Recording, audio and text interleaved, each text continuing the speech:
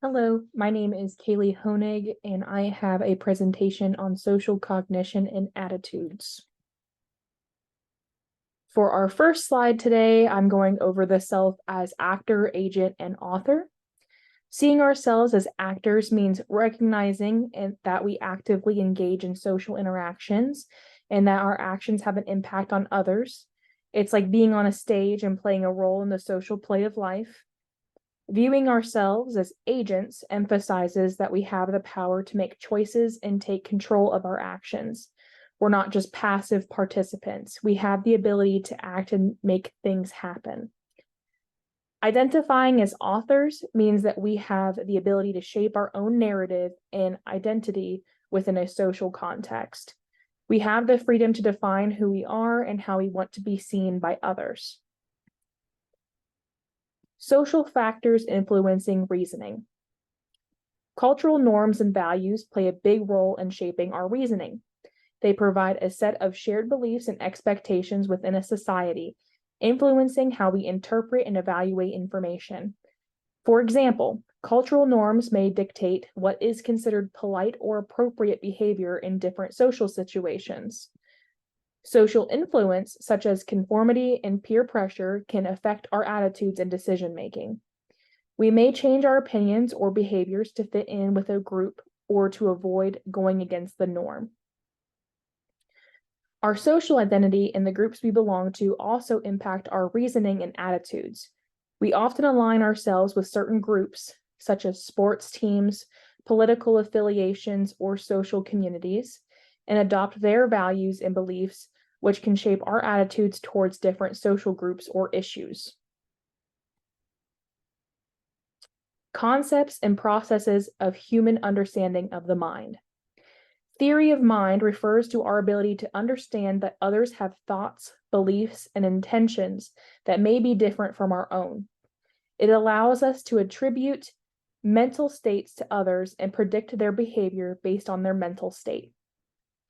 Empathy. Empathy involves understanding and sharing the feelings of others. It allows us to emotionally connect with others and respond appropriately to their emotions. Perspective taking. Perspective taking is the ability to imagine oneself in another person's position and see things from their point of view. It helps us understand others' experiences and motivations, which in turn influences our attitudes towards them. Psychological adaptations. Psychological adaptations are cognitive processes and behaviors that have evolved to help us navigate social situations. For example, our ability to recognize and interpret facial expressions allows us to understand others' emotions and intentions. Understanding social hierarchies helps us navigate power dynamics and social relationships. It influences how we interact with others and form attitudes towards authority figures or people of different types. Interesting topics from the article. I picked out 4 interesting topics from the article that I wanted to share with you all. The first one is the chameleon effect. This is where individuals non-consciously mimic the postures, mannerisms, facial expressions, and other behaviors of their interaction partners. So even if this is conscious or non-conscious, I have actually noticed myself doing this with my husband. We've been together for quite some time, and we just start to pick up on each other's little quirks and things that we do. It just kind of happens when you're around somebody for a long period of time, or if you look up to someone. Motivated skepticism, being skeptical of evidence that goes against what we want to believe despite the strength of the evidence. So the example that the article used was that getting a bad result or test result on a health examination or a test that they did. We are more likely to believe that we are healthy and that everything checked out as good than we are to if something popped up bad on any health tests. We're likely to be skeptical and second guess when we see something negative on a test. Hot cognition is the mental processes that are influenced by desires and feelings, not looking at a situation coldly or objectively.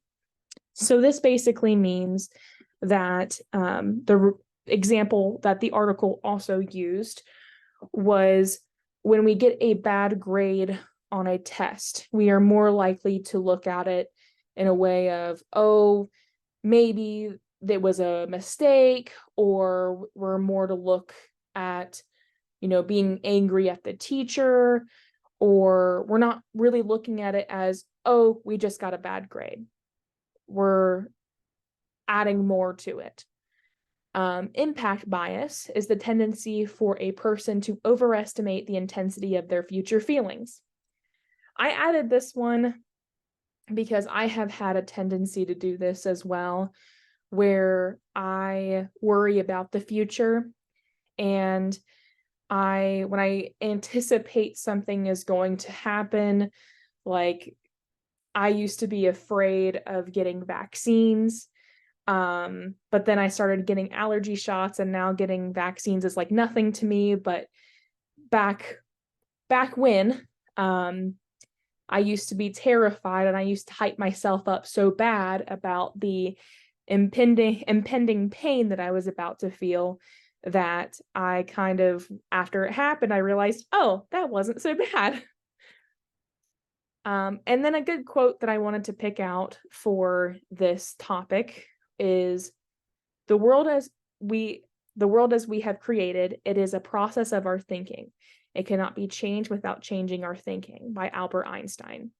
And I thought that this was a great quote because it speaks to the idea that our perceptions and our interpretations shape the world around us, which relates to the topic of understanding the mind and the power of our thoughts.